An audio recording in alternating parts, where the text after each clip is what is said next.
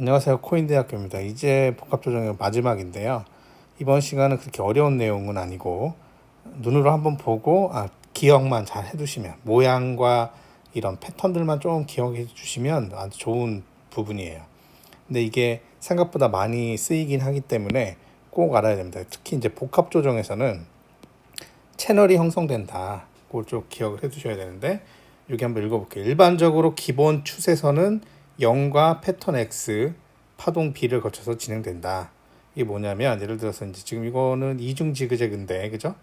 이중 지그재그 같아요. 그죠? 근데 여기 X 파동이 삼각형으로 나왔어요. 근데 요 제가 지난 시간에 말씀드렸지만 이 가로로 긴 거 그거 말고 그죠? 우리가 작으냐 긴 거는 요 가격 조정이 얼마 61.8% 이상 되돌리느냐 그거보다 작으냐 그래서 이게 작은 X인지 아닌지 볼 수 있는데 이거는 가격 조정을 61.8%보다 훨씬 못했죠. 그러니까 작은 X예요. 근데 이렇게 시간을 많이 끌거나 아니면 X가 크거나 그러면 요 시작 특히 이제 X가 채널에 닿는 경우가 있습니다. 근데 일반적으로 아주 작은 경우는 지난번 혹시 그림 보셨나요? 예를 들어서 지그재그 그 다음에 X 그죠? 그 다음 지그재그 이런 식으로 나오잖아요. 그랬을 때는 아주 작은 X가 나왔을 때는 요 X가 중간에 걸리기 때문에 요 채널에 접점에 안 닿는 경우가 많다. 근데 이제 이 X가 시간을 질질 끌거나 아니면 X 자체가 예를 들어서 뭐 가격 조정을 많이 하고 시간을 좀 끌면 요 X가 접점에 참여하는 경우가 종종 있습니다. 근데 일반적으로 여러분들 아셔야 되는 게 뭔가 이렇게 임펄스 같긴 한데 뭔가 이렇게 이런 식으로 계속 올라가는데 딱 채널이 이렇게 접점마다 이어지고 이렇게 이어진다 양쪽이. 그러면 이거는 혹시 이중 지그재그나 이중 삼중 복합 조정이 아닐까 이거를 좀 고민을 해봐야 돼. 이게 키포인트예요. 예를 들어서 임펄스 같은 이런 파동이 나왔거나 아니면 어떤 복합 조정인 것 같은데 잘 모르겠어요. 이게 처음 보시는 분들 잘 모르죠. 근데 뭔가 이렇게 채널을 딱딱 맞게 이렇게 해서 움직여. 그러면 여기에는 혹시 조정 파동 복합 조정이 아닐까. 그 접점이 딱딱 4개 이상 이렇게 걸쳐지면 복합 조정이 이어지는 거 아닐까 이렇게 생각을 하면 아주 좋다. 매매에 좀 도움이 될 거다. 그래서 이거 다시 한번 읽어보면 여기 보면 B파동, 특히 이제 B파동, 그 다음에 A파동도 이제 참여를 해요. 여기처럼 여기 지금 요거는 3중 지그재그인데 A, 그죠? B, C가, 그 다음에 X가 작고, 다시 A, B, C. 세 번째는 약간 요 추세선 넘어가긴 했는데, 이렇게 A, B, C 이렇게 접점을 만든다.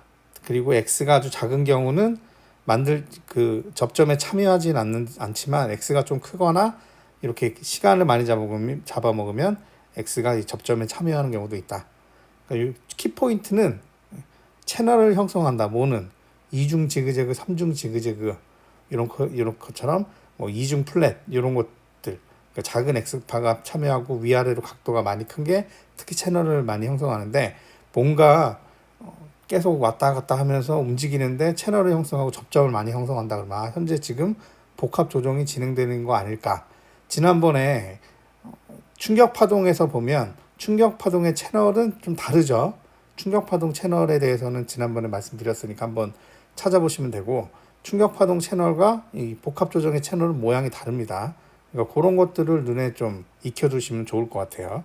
여기 보면 이중과 삼중 조합, 특히 이제 지그재그로 시작한 거예요. 그러니까 지그재그로 시작해서 그죠?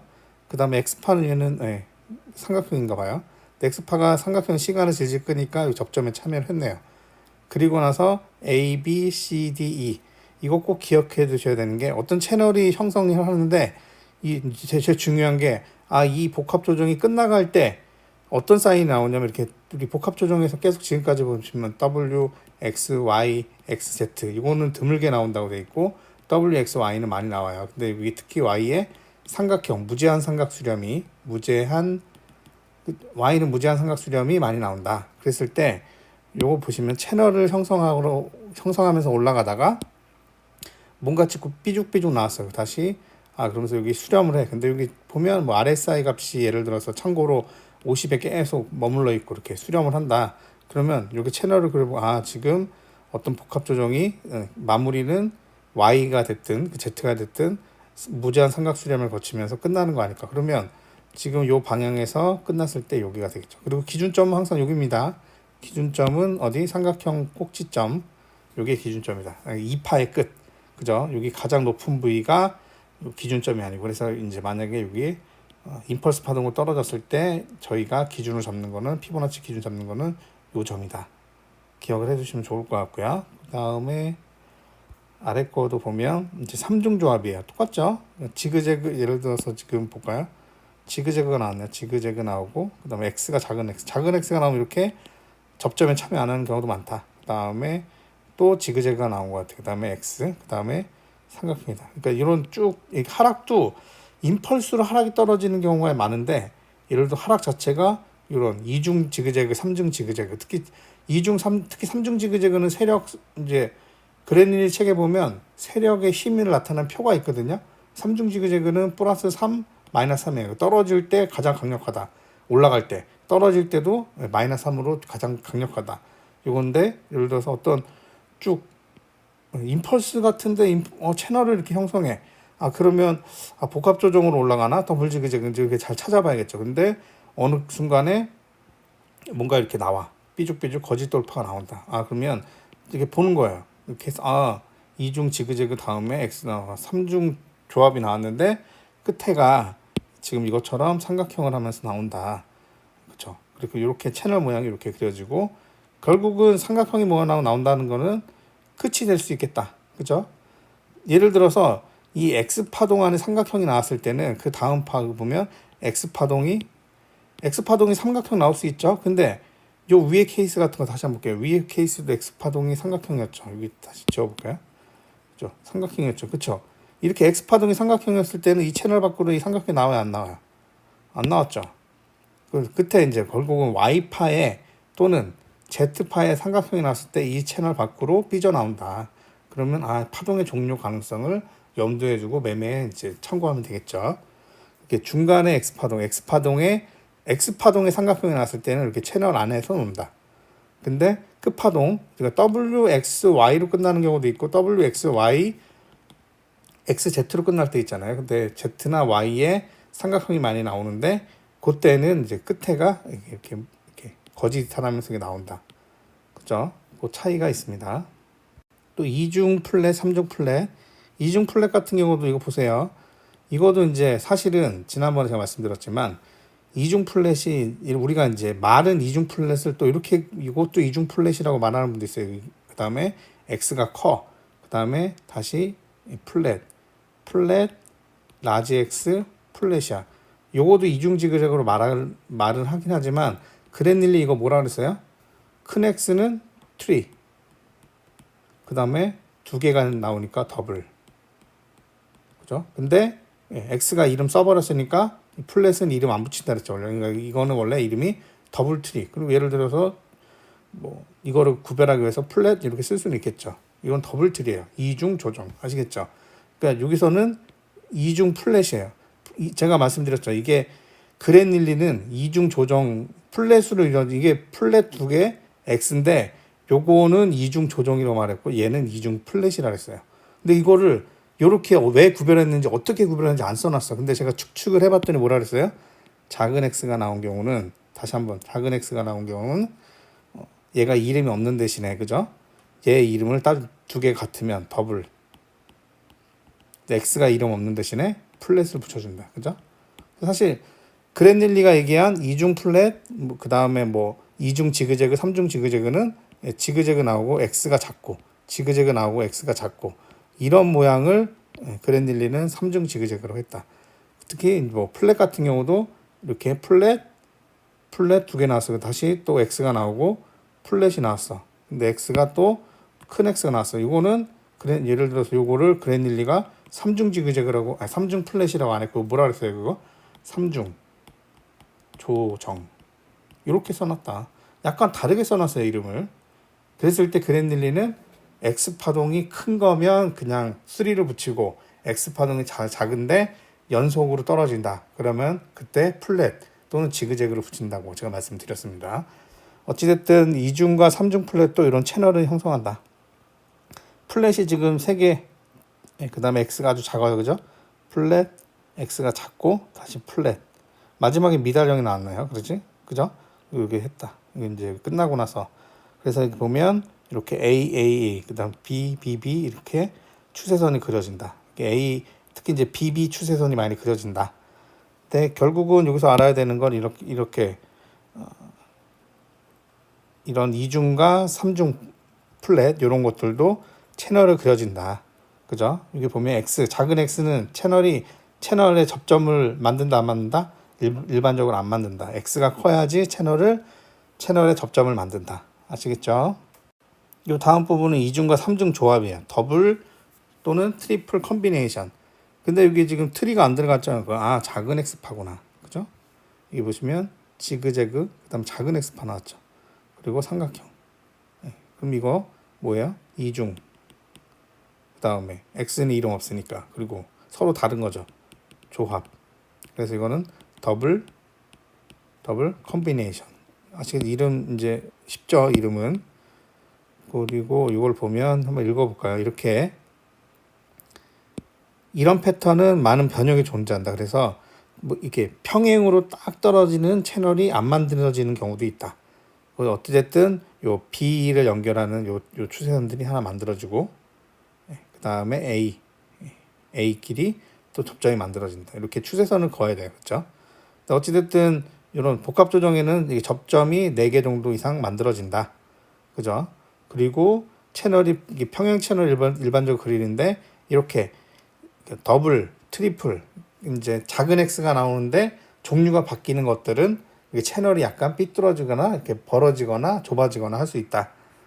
요 그림이에요. 삼중 조합인데 여기는 뭐 지그재그 다음에 그죠? 작은 X 나오고 플랫 그 다음 작은 X 나오고 삼각형이네요. 그죠? 그때 지금 채널이 이렇게 걷다 보면 BB 추세선은 좀 거짓네요. 그 다음에 A하고 딱 연결을 했더니 이렇게 추세선이 나왔는데 약간 두 개가 서로 좁아지는 이런 모양도 나온다. 아시겠죠? 어찌됐든 이중 조합이나 삼중 조합이나 이중 지그재그, 삼중 지그재그는 약간 평행하게 채널이 만들어진다. 그런데 이중 지그재그, 이중 플랫 뭐 이런 것들은 삼중 지그재그 이런 것들은 작은 X가 나오면서 지그재그가 연속으로 나오거나 아니면 작은 X가 나오면서 플랫이 연속으로 나오는 경우는 깔끔하게 평행 채널이 만들어지는데 작은 X가 나오긴 하는데 요 안에 있는 요 조합이 예를 들어서 뭐 플랫도 나왔다, 지그재그가 나왔다, 삼각형이 나왔다 이런 작은 X가 나오면서 종류가 바뀌는 이런 복합 조정 같은 경우는 완전하게 딱 평행 채널이 만들어지는 게 아니고 살짝 벌어지거나 살짝 좁아진다. 하지만 일반적으로 이제 BB 추세선은 많이 그려지긴 한다. 그죠? AA 추세선도 그려지긴 해요. 근데 제가 아까 말씀드렸듯이만 작은 X파는 이 접점으로 잘 안 만들어진다. 그리고 삼각형을 만들어서 시간을 질질 끌거나 아니면 가격 조정이 많은 큰 X파가 나오는 경우가 이 X파 자체가 채널의 접점을 만든다. 그림을 봤더니 이런 내용은 써 있진 않아요. 한번 좀 기억해 두시면 좋을 것 같아서 제가 말씀을 드리는 거예요. 이제 복합 조정에서 이제 피보나치 비율에 대해서 설명을 드릴 건데요. 뭐 크게 어렵진 않은 부분이에요. 예를 들어서 여기서 알아야 되는 거는 복합 조정에서는 이제 내부적 관계 어찌됐든 복합 조정이라는 게 이게 원래 지그재그가 나왔어. 지그재그 나왔는데 그 다음에 X라는 접속 파동이 나왔죠. 사실 얘하고 얘는 독립적인 파동이에요. 그죠? 그 다음에 다음 또 지그재그가 나왔어. 그죠? 그때 그죠? 이미 여기 갔죠. 얘하고 얘는 서로 다른 파동이 요 접속 파동에 의해서 연결했죠. 그래서 얘하고 얘가 내부적 관계가 있을 수가 없죠. 서로 다른 놈이기 때문에. 왜? 예를 들어서 임펄스 파동 자체는 이 파동 자체가 임펄스잖아요. 그죠? 그래서 내부적 관계는 제가 뭐라 그랬어요? 요 길이를 가지고 이제 1번과 3번의 내부적 관계는 요 조정 밑으로 내려가면 요 길이를 그죠? 여기서부터 재갖고 우리가 따지는 게 내부적 관계예요. 그죠? 그래서 이제 복합 조정 같은 경우는 이 다음 파동의 길이를 이렇게 잴 때 내부적 관계를 쓰지 않는다 일반적으로. 예를 들어서 이 지그재그 파동 같은 경우 요 파동이 내부적으로 그죠? 요 파동 길이를 할 때 내부적인 관계를 쓰죠. 하지만 복합 조정에서는 결국은 요 지그재그 독립된 게 X 파동이 연결된 거잖아요. 그래서 요거에 관해서는 요 첫 번째 파동과 내부적 관계를 쓰는 게 아니고 일반적으로 외부적 관계를 쓴다. 그래서 보면 여기 볼게요. 그리고 이제 또 하나 알아들어야 되는 거는 지그재그가 나왔어요. 이 지그재그가 나왔어요. 그때 우리가 플랫도 그렇고 연장을 또 얘기할 때 이게 1일 때 여기서부터 잰 게 1.618 그것도 이제 연장이 됐다고 얘기하지만 외부적으로도 요 끝에서 요 C파동이 요 끝에서 잰 게 또 1.618 이상 되면 또 그래도 또 연장이라는 얘기를 쓰잖아요. 그렇게 이제 좀 요 지그재그 자체에 대해서도 C파 연장에 대해서 요 하나의 요 파동 안에서는 C파 자체를 내부적 외부적 관계를 따진다. 근데 다시 한번 말씀드리지만 이렇게 복합 조정 같은 경우는 X가 나온 경우는 그 다음 파동을 이제 예측하는 거는 내부적 관계를 쓰지 않는다. 그거에 대해서 설명드린 거고 일반적으로 지그재그 예를 들어서 지그재그의 첫 번째 파동 A가 나왔어요. 그 다음 B가 나왔어요. C는 외부적으로 보통 요거 길이를 1로 했을 때 그 다음에 요 B의 요 끝점은 C의 끝점은 외부적으로 요 길이의 0.618 1.618에서 저항으로 많이 작용을 한다. 그렇게 이거 그 그림 보면서 이해하시면 됩니다. 그래서 이제 2중, 3중 지그재그 조합일 때는 예를 들어서 어떤 개념이냐면 지금처럼 여기서 지그재그 A 파동이 나왔어요. 이거 첫 번째 지그재그 안에서만 해볼게요. 그리고 나서 B가 나오고 나서 그죠? 외부적으로 첫 번째 요게 1일 때 요 그다음 저항 걸리는 게 요 길이의 0.618. 그죠? 그다음에 1까지도 갈 수도 있고 1.618까지 갈 수도 있다고 돼 있죠. 좀 전에 설명드린 거. 근데 이제 여기서 복합 조정이 생겼다. 그럴 때는 이제 어떤 모양을 하냐? 지그재그가 나왔을 때 요거를 1로 보고 그죠? 근데 저항이 C가 여기서 1.618까지 갔어요. 근데 요거의 전체 지그재그를 우리가 1로 보고 그죠? 그다음에 X 파동 작은 X 파동이 나왔을 때예요. 그때 다음 지그재그의 첫 번째 A 파동은 또 이 전체를 1로 봤을 때 보통 저항이 외부적 관계로 얘가 1로 봤을 때 요 끝에 이 끝점으로 기준으로 0.618에서 한번 저항이 걸릴 가능성이 없다. 그 다음에 이제 요게 이제 A 여기서 요게 두 번째 지그재그 A, B죠. B 다음에 이제 C가 내려가죠. 그때는 또 이걸 1로 봤을 때, 그죠? 여기 그다음 두 번째 지그재그 A 파동은 이 첫 번째 지그재그의 외부적으로 0.618에서 걸리는 경우가 많고, 그 다음에 두 번째 지그재그 C 파동 끝은 여기다가 요걸 1로 봤을 때 또 381을 더해서 요때 저항이 생기는 경우가 많다. 그래서 결국은 요게 1이면 외부적 관계로 다음 파동의 끝점은 또 이중 지그재그 같은 경우는 요거 X 그다음에 요거 이게 1대1 관계가 갖는 경우가 많다 그랬죠. 이렇게 1대1 갖는다. 근데 요런 게 또 이렇게 해서 이런 식으로 폭포수처럼 떨어진다. 그래서 그랜릴리가 이거를 폭포수 효과라고 했대요. 그냥 이거를 예를 들어서 이렇게 지그재그 그다음에 X 그다음 지그재그가 나왔는데 우리가 일반적으로 요거에 1대 이제 요 1로 이제 알고 있잖아요. 근데 외부적 관계로 이제 요거를 요 1대1을 할 때 여기서 이제 여기서 시작된 여기서 지그재그 시작했으면 여기서 요까지가 또 1대1로 보는 경우도 있죠. 그죠? 여기서부터 여기까지 이렇게 이게 아니고 이제 외부적으로 저항이 여기 이제 이런 식으로 지금 제가 설명드린 대로 이루어진다. 근데 폭포수일 건데 그냥 이거는 그림 한번 보시고 첫 번째 지그재그에 저는 이게 키포인트 같아요. 첫 번째 지그재그의 C파 끝점하고 근데 두 번째 지그재그 C파 끝점이 그때 1대 거의 1인 것 같다. 그리고 두 번째 지그재그 A 파동이 첫 번째 지그재그의 이걸 1로 봤을 때 요 끝점에서 외부적 관계로 요 이제 B 파동의 시작점이 0.618 관계를 갖는 경우가 많다. 그래서 이런 식으로 떨어진다. 요게 이제 뭐 폭포수일가라고 하는데 한 번씩 이제 이렇게 이중 지그재그로 나오면 이런 모양을 이게 외부적으로 이런 비율을 갖는 경우가 있다. 한번 좀 읽어보시면 될 것 같아요. 2중, 3중 플랫. 이게 또 이제 여기 보시면 분명히 아까 제가 말씀드렸지만 플랫, 그 다음에 라지 X 플랫일 때 그죠? 요거는 트리, 그 다음에 플랫 두 개, 그러면 더블 트리. 그래서 이중 조정이라고 했죠. 이중 조정. 분명히 이제 그레닐리 책을 보면 좀 조합이라고 돼 있죠. 조합. 그다음에 이중 플랫, 삼중 플랫, 그죠? 여기 보면 분명히 그레닐리는 얘하고 이중 플랫, 삼중 플랫을 얘하고 다르게 읽었어요. 그럼 이중 플랫이라고 했으면 플랫 다음에, 그죠? 플랫 다음에 x가 작다는 느낌이잖아요, 그죠? 작다는 거잖아요. 그레닐리가 말한 건, 그죠? 그럼 이렇게 요거 플랫 다음에 x가 작은 x가 나오고 그 다음에 다시 플랫이 나온 거예요. 이런 경우는 폭포수가가 이렇게 명확하게 나오지 않는다. 요거 그냥 설명을 하는 거예요. 여기 보시면 이중 플랫과 조합 패턴에서는 외부적인 관계는 폭포수가를 만들어내지 못한다. 근데 이게 그림을 그냥 이제 그림을 우리가 이제 그릴 줄 알잖아요. 이렇게 플랫 보면 이렇게 플랫 자체가 지그재그에 비해서 어때요? 지그재그에 비해서 가격 조정보다 시간 조정을 하잖아요. 그죠? 근데 작은 x가 나오면 여기서 약간 가격 조정을 조금 더 해준다. 근데 이 플랫에서 큰 x가 나오면, 그죠? 큰 x가 나오면 진짜 시간 조정을 더 해주는 거예요. 플랫, x, 플랫. 그죠? 딱 봐도 그렇잖아요. 그죠?